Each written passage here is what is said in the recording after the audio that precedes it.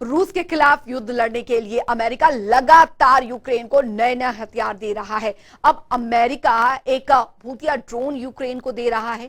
ये ड्रोन एक बार यूज करने के बाद दोबारा काम का नहीं रहेगा, क्योंकि रूसी अड्डों, टैंकों, सैनिकों या फिर विमानों को बर्बाद तो करेगा ही, लेकिन खुद भी शहीद हो जाएगा।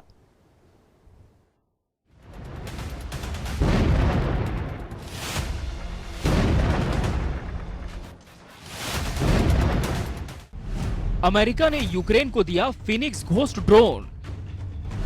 कितना खतरनाक है ये फिनिक्स घोस्ट ड्रोन? क्या है इसकी खासियत?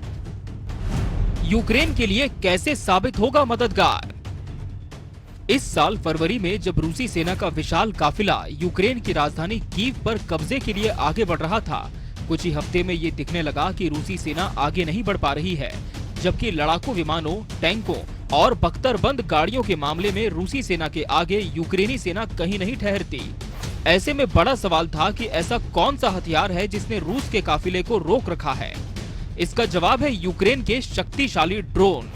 अमेरिका ने यूक्रेन को नया आत्मघाती फिनिक्स घोस्ट ड्रोन दिया है।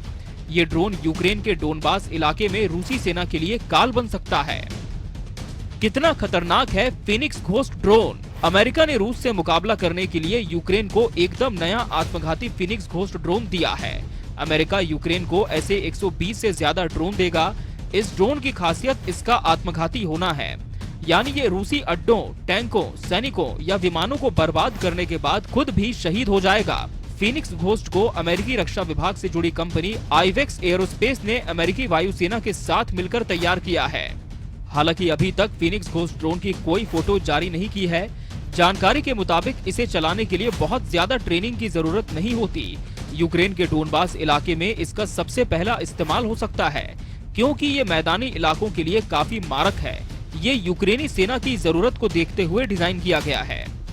फिनिक्स घोस्ट ड्रोन की ये है खासियत। नया ड्रोन पुराने स्विच ब्लेड ड्रोन की तरह है। एक्सपर्ट्स बताते हैं कि ये मिसाइल और ड्रोन का मिक्स है। इस ड्रोन को बिना किसी खास टारगेट के लॉन्च किया जा सकता है।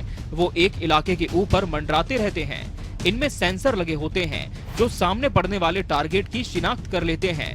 ये 40 किलोमीटर दूर तक जा सकता है और 40 मिनट तक हवा में रह सकता है।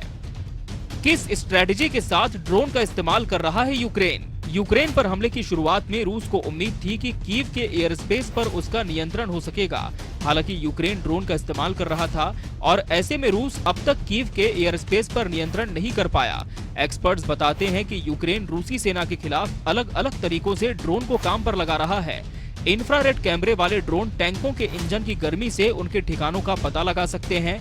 ये आसान है क्योंकि रूसी सैनिक ठंड से बचने के लिए टैंकों के इंजन चालू रख रहे हैं।